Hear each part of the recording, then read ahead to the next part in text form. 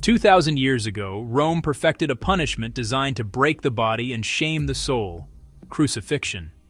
It wasn't invented by the Romans, Persians, Carthaginians, but Rome industrialized it. It was reserved for rebels, slaves, the worst criminals. Its message was public: cross the empire and you'll be nailed to a warning sign. So what actually happened in a crucifixion? Victims were typically scourged first with weighted whips that tore skin and muscle. Then they carried the horizontal beam, sometimes the whole cross, outside the city to an execution site. Arms were tied or nailed to the beam, feet fixed to the upright, the body suspended. Death could take hours or days from shock, blood loss, exposure, progressive asphyxiation as pushing up to breathe became impossible. It was pain, exhaustion, humiliation engineered to the limit. Into that world steps Jesus of Nazareth. All four Gospels agree he was betrayed, tried under Pontius Pilate, scourged, mocked, and crucified at Golgotha around 30-33 AD. The placard above him read, "King of the Jews," a political charge to justify a political execution. He was buried. Christians proclaim he rose on the third day. Historically, crucifixion is tragically well attested. Roman authors like Josephus and Seneca describe it.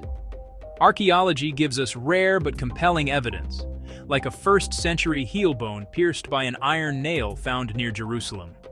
The method matches the Gospel's setting, outside the city, along traffic routes, as a public deterrent.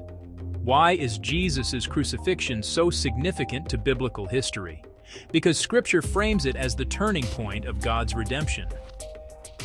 The Hebrew prophets hinted at a suffering servant, pierced and bearing the sins of many. Jesus himself said he came to give his life as a ransom for many.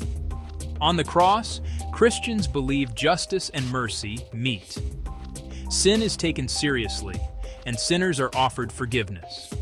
The temple curtain tearing, the centurion's confession. These are signs that access to God is opening to all through Christ's sacrifice. And it wasn't an accident of politics. In the Christian view, it was a purposeful act of love. The all-powerful chose powerlessness. The blameless chose the cross.